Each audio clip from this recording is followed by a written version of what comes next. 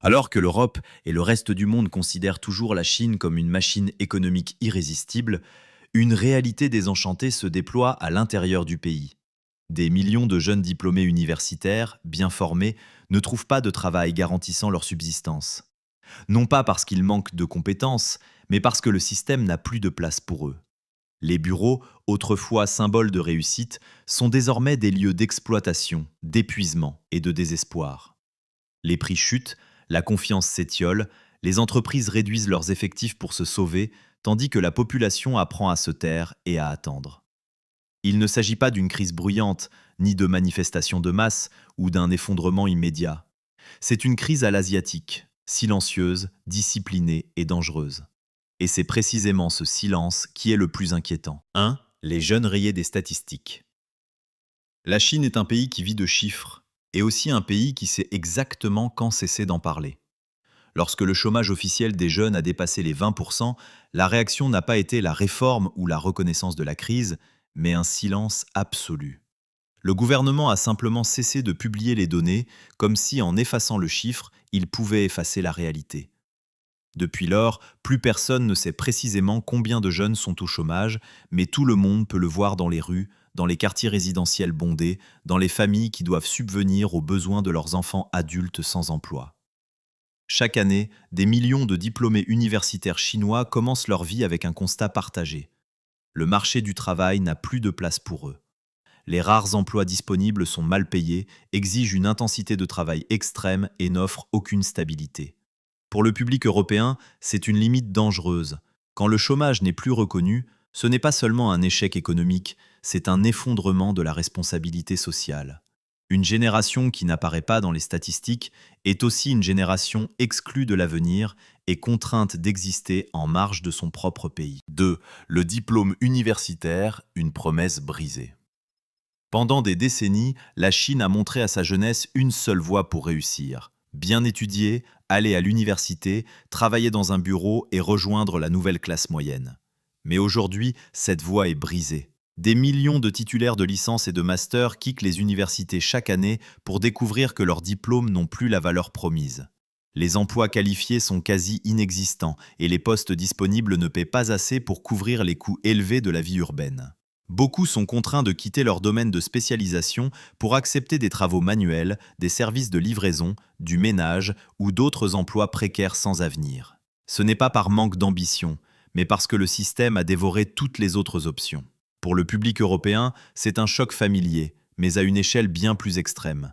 Quand l'éducation n'est plus un ascenseur social, la croyance en la justice et en l'effort individuel s'effondre.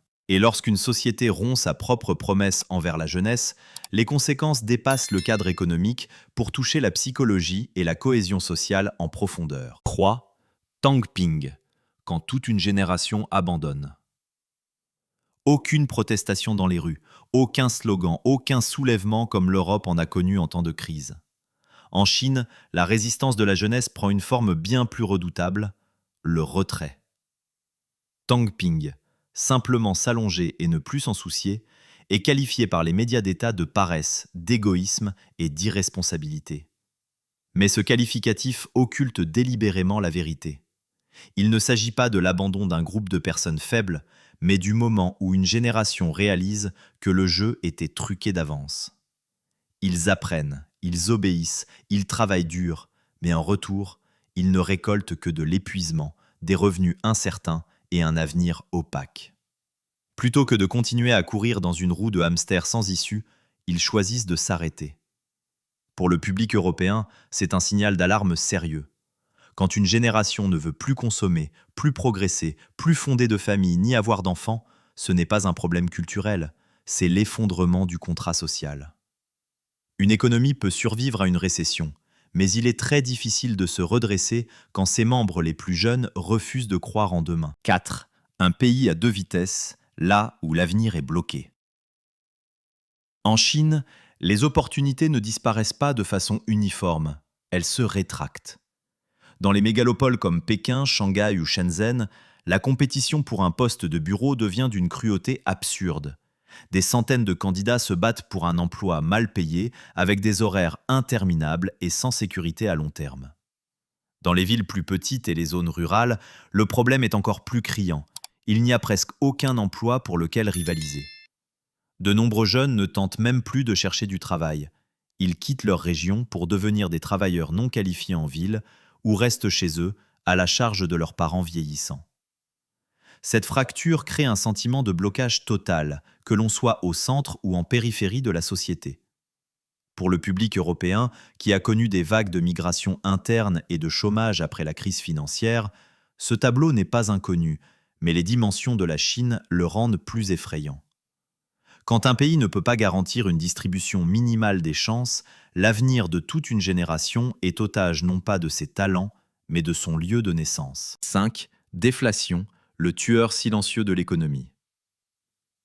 Alors que l'Europe est obsédée par l'inflation et l'augmentation du coût de la vie, la Chine est piégée dans le cauchemar inverse, la déflation.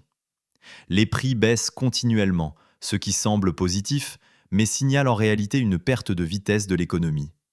Si les gens pensent que demain tout sera moins cher qu'aujourd'hui, ils retardent leurs achats, gardant leur argent par peur et incertitude. La chute de la consommation entraîne une baisse du chiffre d'affaires des entreprises, une fonte des bénéfices et la réaction immédiate habituelle, les licenciements. Ce cercle vicieux s'auto-alimente. Le chômage grimpe, la consommation chute davantage, les prix continuent de baisser et la confiance s'effrite jour après jour. Pour le public européen, qui a connu les effets de l'effondrement de la demande intérieure en temps de crise, c'est un avertissement glacial. La déflation n'est pas bruyante, mais elle étouffe l'économie de l'intérieur. Et une fois que la confiance des citoyens s'est évaporée, aucun plan de relance ne peut les inciter rapidement à dépenser de nouveau. 6. Guerre des prix. Les entreprises s'entre-dévorent. Face à une consommation intérieure atone et des stocks qui s'accumulent, les entreprises chinoises n'ont d'autre choix que de se livrer une guerre des prix brutale. Les tarifs sont tirés vers le bas chaque jour, souvent sous le seuil de rentabilité, pour écouler les stocks et maintenir l'appareil productif en marche. Des secteurs autrefois perçus comme des symboles de l'avenir, tels que les véhicules électriques ou la technologie, sont devenus des champs de bataille où ne survit que celui capable d'encaisser des pertes le plus longtemps. Les petites entreprises succombent et font faillite en masse. Les grandes réduisent les coûts en licenciant à tour de bras. Pour le public européen, c'est un paradoxe connu, mais poussé à l'extrême. Une économie qui produit comme si le monde entier allait absorber sa production, alors que sa propre population n'a plus ni les moyens ni la confiance nécessaire pour consommer. Cette guerre des prix ne fait pas de vainqueur. Elle ne laisse que des entreprises épuisées et un marché de l'emploi sinistré. 7. Le spectre du Japon, une voie que personne ne veut reprendre. Lorsque l'on cumule les facteurs, effondrement du marché immobilier, vieillissement démographique, baisse de la consommation et jeunesse sans confiance, l'ombre du Japon des années 1990 plane immédiatement. À l'époque, une bulle gigantesque avait éclaté, la consommation s'était arrêtée, les investissements avaient gelé et l'économie s'était enlisée dans une stagnation de plusieurs décennies. La Chine d'aujourd'hui est plus vaste, plus rapide et subit une pression plus intense. La différence inquiétante est que la jeunesse chinoise actuelle est plus connectée, mieux informée et aussi beaucoup plus désabusée. Pour le public européen, ce n'est plus une simple thématique asiatique, mais un rappel brutal que lorsque la confiance est brisée, la stagnation peut durer plus longtemps que n'importe quelle récession. La Chine peut éviter un effondrement brutal, mais le risque de s'enliser dans un état de ni chute ni progrès est de plus en plus tangible. De l'extérieur, la Chine apparaît toujours comme une puissance majeure. Des usines tournant à plein régime, des exportations mondiales, une technologie de pointe et une influence géopolitique croissante. Pourtant, à l'intérieur, les fissures s'élargissent. Une économie peut supporter une croissance ralentie, mais il est très difficile de se relever quand la jeunesse perd foi en l'avenir. La Chine ne s'effondrera peut-être pas du jour au lendemain, car c'est une société dotée d'une résilience et d'une adaptabilité remarquables. Toutefois, le temps des solutions simples est révolu. Les décisions passées présentent aujourd'hui la facture, et c'est la jeune génération qui en paie le prix fort. La question n'est plus de savoir si la Chine est forte ou faible, mais si elle parviendra à temps à restaurer la confiance, à redonner sa dignité au travail et à offrir à sa jeunesse une raison de croire en demain. Si elle échoue, le silence d'aujourd'hui pourrait devenir un fardeau durable pour les années à venir, non seulement pour la Chine, mais pour le monde entier.